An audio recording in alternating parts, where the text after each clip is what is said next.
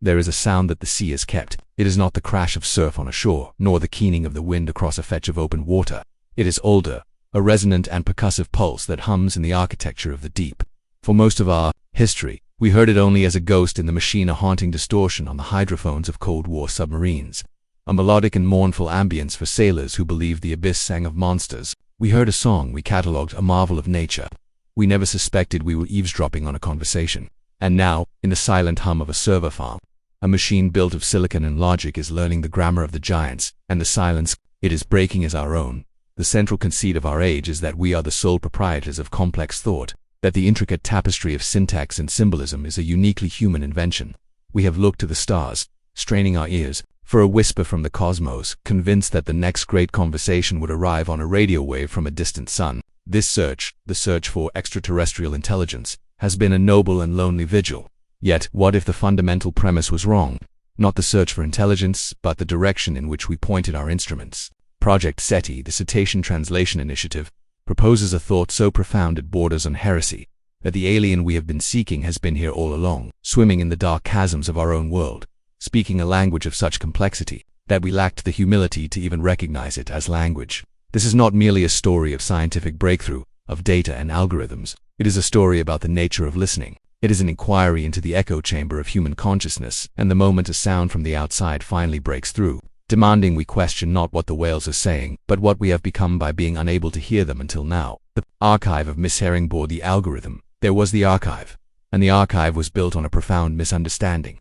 When a repurposed military hydrophone first captured the long, intricate, and evolving vocalizations of the humpback whale, in the mid-20th century, we did what any species captivated by its own artistry would do. We called it music. The 1970 album Songs of the Humpback Whale became a cultural touchstone, an auditory totem for a nascent environmental movement. It was beautiful, ethereal, and deeply moving. It saved the whales from the harpoon, convincing a global public that a creature that could produce such sounds was not a resource to be rendered into oil and bone, but a wonder to be preserved. But consider the quiet arrogance of that act. By classifying it as song, we placed it within a familiar human framework. It was art, not information. It was an emotional expression, not a syntactical one. We admired it as one might admire the abstract beauty of a nebula or the mathematical perfection of a snowflake as a product of nature's grand unthinking poetry. It was an aesthetic experience for us, the listeners. We never seriously entertained the possibility that we were not the intended audience, that the phrases and refrains evolving across oceans and generations were not a performance for our benefit, but a dense transfer of data between beings with brains 6 times the size of our own. For decades, bioacoustics was a discipline of careful, patient cataloging. Researchers spent lifetimes listening, meticulously transcribing the clicks and moans into visual spectrograms, finding patterns, and assigning speculative meanings. A certain call was for mating, another was a warning, a third, a mother calling to a calf. These were educated guesses, interpretations projected from our own limited understanding of animal behavior. A dictionary where every definition was written in pencil, forever provisional. We were like medieval monks trying to comprehend a lost language from a single, fragmented manuscript, guessing at the meaning of glyphs without any grasp of the underlying grammar. The sheer volume of the data was an ocean in itself, and our tools were but thimbles. This was the Great War, the insurmountable scale of the acoustic world of the whale. A single family of sperm whales, the focus of Project SETI, communicates in rapid Morse code-like sequences of clicks called codas. To the human ear, it is a bewildering storm of percussion. To a human analyst, a lifetime would not be enough to sift through the terabytes of recordings required to find the subtle combinatorial patterns that signify a true language. We were deafened by the noise, unable to perceive the signal.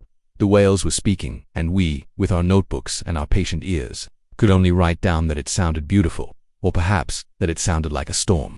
We stood on the shore of a vast linguistic ocean, admiring the waves, never suspecting the intricate currents of meaning flowing beneath. The ghost in the listening machine, the breakthrough, when it came, was not born of the sea but of the placeless, digital ether of artificial intelligence. The minds behind Project SETI, a radical coalition of marine biologists, linguists, roboticists, and computer scientists, realized that the human mind was no longer the right tool for the job. We are masters of narrative, of finding singular meanings, but we are hopelessly outmatched by the scale of combinatorial complexity that a language requires.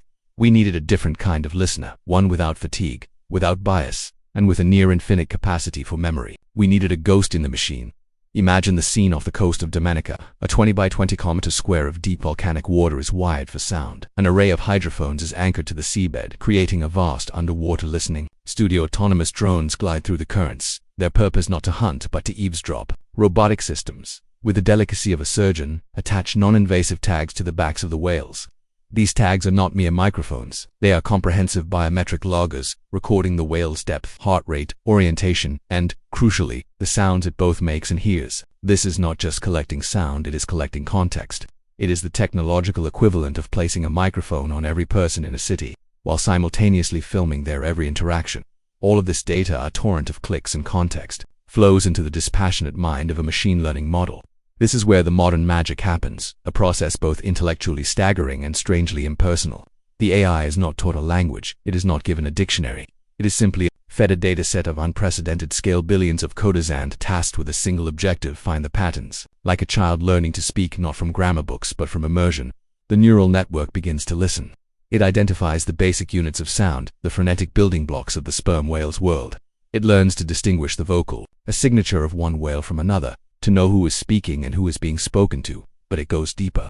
The AI begins to detect layers of structure completely imperceptible to the human ear. It discovers that the meaning of a coda is not just in the sequence of clicks, but in their rhythm, their tempo, and what the scientists poetically call ornamentation, extra subtle clicks that modify a phrase. It finds evidence of a sophisticated system akin to human phonetics, where these core elements can be combined and rearranged to create a vast and expandable vocabulary. It even detects something analogous to rubato in music, the subtle, expressive variation in timing that can completely alter the emotional content of a phrase. This is not the simple command response system we had assumed. This is a language of combinatorial richness, a system for encoding novel ideas. This is syntax, and it was discovered not by a human ear, but by an algorithm that turned the ocean's noise into a cathedral of visible mathematical structure. The dialect of the deep, what the AI has begun to sketch, is not a monolithic whale language, but a vibrant, living ecosystem of communication, rich with culture and identity. The most profound discovery is not just that they speak, but how they speak. The research has revealed that different whale clans, vast matrilineal families that roam the oceans together, possess distinct dialects. Just as a human accent can place a speaker geographically and culturally, the subtle variations in the rhythm and ornamentation of a whale's codas can identify its family. The AI can now listen to a click sequence and determine, with startling accuracy, which clan is speaking. Let the weight of that settle. This is not instinct, this is culture. A dialect is not a genetically encoded trait. It is a learned behavior passed down from one generation to the next. It is a shared history, a sonic banner of identity that says, we are of this family. We belong to this history. The language is not just a tool for coordinating hunts or finding mates, it is the very fabric of their society. It is the medium through which identity is constructed and maintained across decades, across vast stretches of open ocean. Their conversations, therefore, are not merely transactional. They are carrying the weight of their lineage in every click. This shatters the final vestiges of our assumption that human culture is unique. We find ourselves peering into a civilization that has existed in parallel to our own, with its own traditions, its own social structures, and its own methods of preserving knowledge. What history is encoded in these dialects? What stories of ancient migrations, of great hunts, of encounters with the strange, noisy creatures who live on the surface? We have been searching for a Rosetta Stone to translate their words. But perhaps the language itself, in its very structure and variation, is the message. It speaks of a social and cognitive complexity that we, in our terrestrial arrogance, never thought to look for in the sea. The AI revealed that this language is profoundly contextual. The meaning of a phrase shifts depending on whether a whale is hunting in the abyss, socializing at the surface, or nursing a calf. The same sequence of clicks can mean different things based on the subtle rubato that colors it, a feature that suggests an emotional or intentional layer to the communication. A way of saying not just what you mean, but how you mean it. They are not just exchanging data. They are conveying nuance. They are having conversations as layered and socially complex as any you might overhear in a city square. The difference is that their city is the entire ocean, and their history is written in the water itself. The terrifying reciprocity of speech. For decades, we have been passive listeners. The work, however difficult, was safe. It carried the intellectual and moral comfort of observation. But the goal of Project CETI has always been more audacious and more dangerous: to move from listening to speaking. To create, in their words, an underwater chatbot. To engage in a two-way dialogue. In 2023, it happened.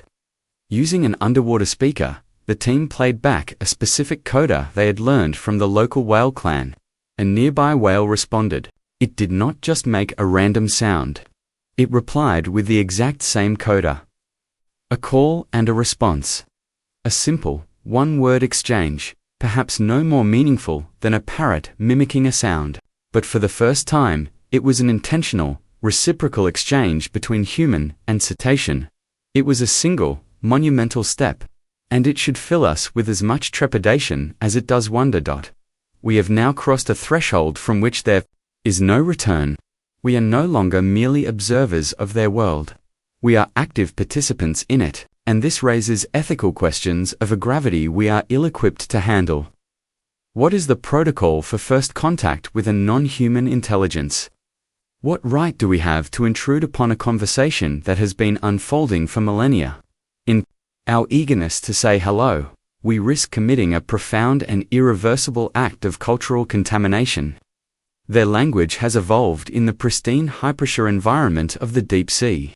What happens when we introduce a foreign accent, a foreign idea, a thought born of air and land and technology?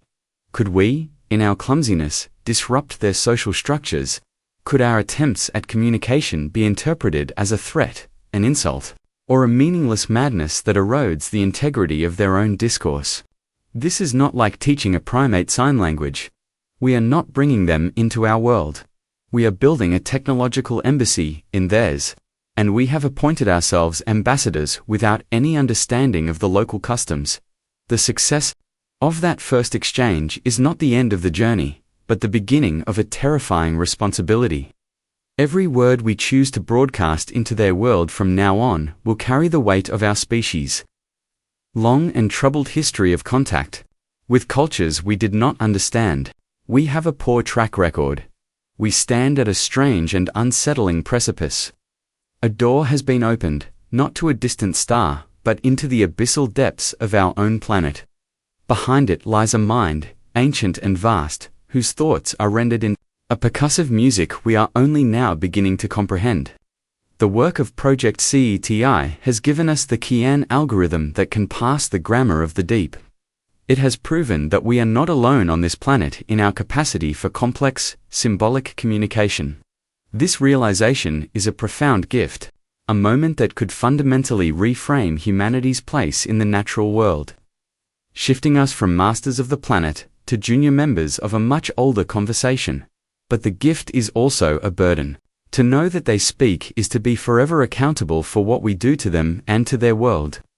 We can no longer plead ignorance. The noise of our ship engines is not just pollution. It is the ceaseless shouting that drowns out their talk. The warming of their oceans is not just an environmental problem. It is the destruction of a civilization's homeland. The true alien is not the whale, but us. We are the ones who have been isolated, trapped in the echo chamber of a single species. Solipsistic monologue. The whales have been talking all this time. They have been speaking of their families, their histories, their world. The great unanswered question is no longer whether we can understand them. It is whether we, after finally learning to listen, will have anything worth saying. The ocean is quiet, waiting for our reply, and a profound planetary silence hangs on what we choose to say next. If you enjoy this video, please like, share, subscribe and hit the bell to the later update from my channel. Thank you for watching till the end and see you in the next video.